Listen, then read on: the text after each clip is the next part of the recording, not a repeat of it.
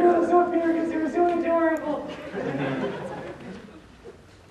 How is it possible that it's snowing in the house that you're drinking a warm drink? What? Sorry. How is it possible that it's snowing in that house that you were in to drink something warm? Okay, try it. One more time. How is it possible to snow in that house? Okay, keep the microphone there. Okay, keep going. How is it possible that it was snowing inside that house that you were in? How is it possible that it was snowing inside? How is it possible that it was snowing inside the house I was in? Is this the bum thing that I did? Yeah. Okay, got it. Okay. Because the bum just has unbelievable bad luck and it's a funny joke. A lot of times when somebody asks a question like that, it's just because it's funny. There's just a little cloud that follows the bum everywhere. That's always what I imagine. Just whenever something goes right, lightning will strike him or something like that. So, yeah, that's the best answer. Oh.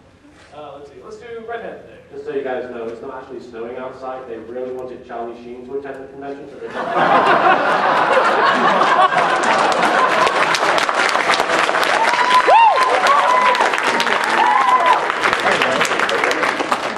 you also came out the windows.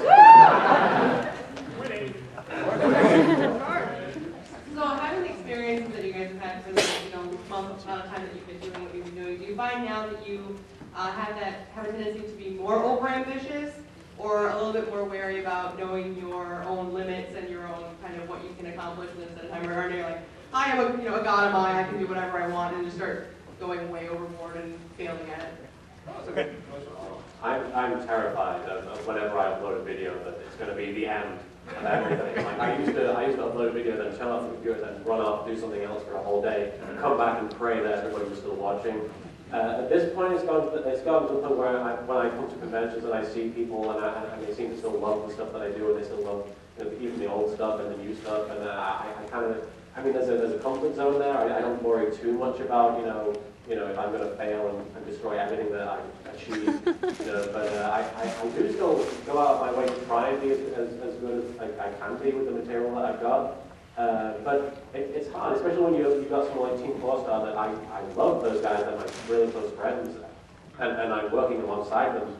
And their level is all the way up here compared to me when I'm down here. As far as I'm concerned, they are like the next step of what I'm doing. So they kind of forced me to improve my game. If you notice, there's a point in like where it goes to episode 42 where I think it's 42 where I have like no sound effects or music or anything. And then 2 episodes later, I try to like have like perfect sound and music and everything matching up, because just watching that stuff has made me want to improve myself and get to that level. But at the same time, I almost feel like by trying too hard to be like them, I lose some of my own style. So I've tried hard to sort of tone that back recently and try and inject more of myself into my videos. But really, when it comes down to it, I don't worry too much about making a bad video, because ultimately, if you do that, there's the next video, in my opinion. That's a really good answer. The biggest threat I often see, but it's a good threat, is when you find someone or several people doing something better than you.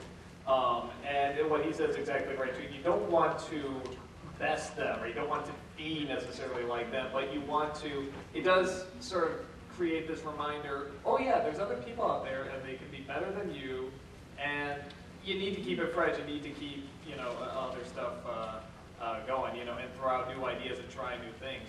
And a lot of them are going to fail. And that's the other really good advice. I know it sounds strange, but failing is a good thing. You need to fail, and you need to know how to deal with it. You need to know.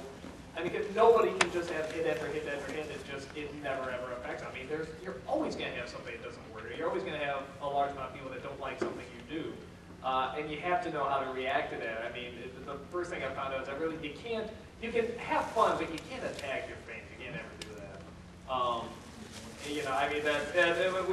Sometimes it's hard because when you do get emotional, it is sort of like, what's wrong with that? I'm trying my hardest, you stupid. But you really, it's here. They're constantly giving you support. They're keeping you going, and hey, I'm acting like a jerk. So, yeah, I definitely say failing is actually a great way. It is a great way of learning. yeah, and just how you treat the failure and how you react to it. And honestly, having fun with it and poking fun at acknowledging you failed is usually the best thing you can do. So are you more mindful then of avoiding like putting the cart before the horse and everything you do then?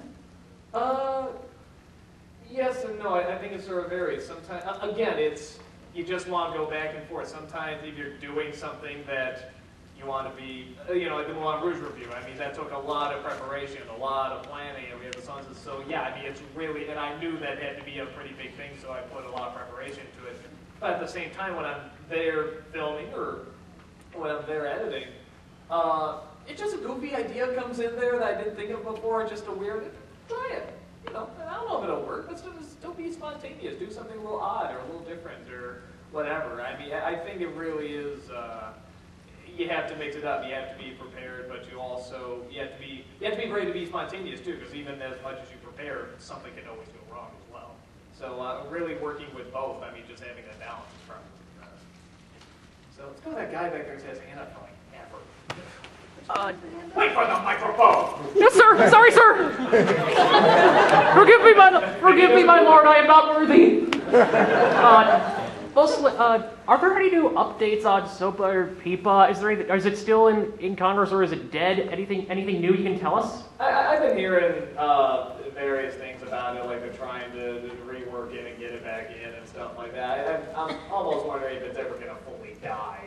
I mean, that they'll try again. I mean, just the more and more we sort of show, hey, not cool, like we see what you're doing and stuff like that, probably the less momentum it'll get. I mean, the ruckus that we had, this time, the blackouts and everything, I think really helped. I mean, it was really, I think watching it was sort of like, oh, okay. Maybe we shouldn't be next to these people or whatever. But I mean, they'll always try to rework it, so we always got to be aware.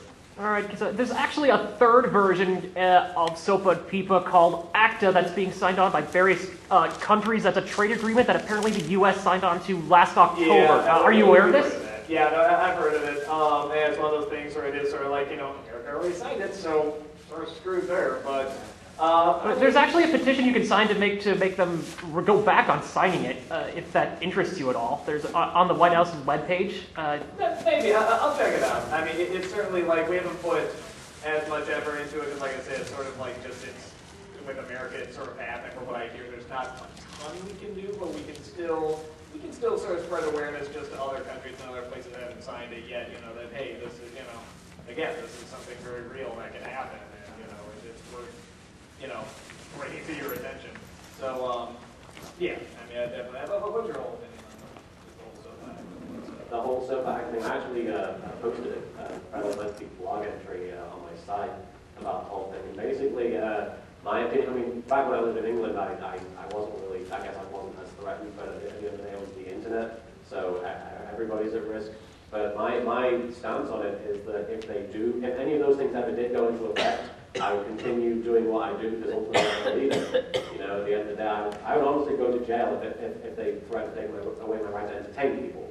That's my opinion on the whole thing. Thank you, sir. the most adorable evening? How about that, Seth? Please don't do that. Okay, let's do Blue Hat there. Actually, on behalf of the My Little Pony community, I have a present for you. Okay, yes. Not ticking, is it? Guys are loaded, dude. Who said you could come up on the stick on? Come on. Oh my God. It's an S-back pony.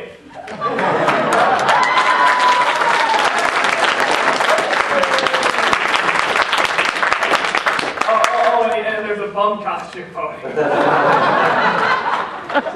Cute. You got it. Hey! You got hay! Awesome. Thank you, sir. Give me a Oh, there's a sad. Okay. Oh, then Okay, cool. Wow, awesome, awesome. The nice thing, if you just strip him down there now, it's oh, hold on. Okay. Now it's you.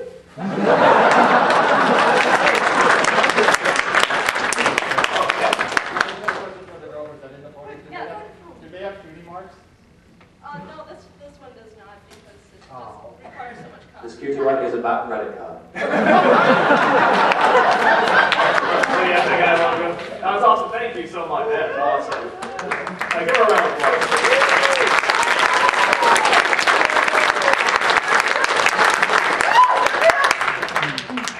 And just to put it out there, by the way, because people are just like, is he a brony? Does he hate bronies? Does he blah, blah, blah? I don't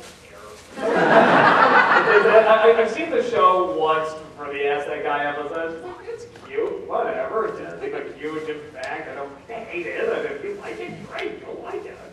I actually said in my panel at Comic-Con, I'm Luke Kuriboh and I'm not a brony, and the entire audience cheered. It was stunning. It was very strange. I had to clarify, you guys are cheering about that I'm not a brony, right? And they're like, yeah, it's for 5-year-old girls. And I said, you guys are at a Yu-Gi-Oh panel.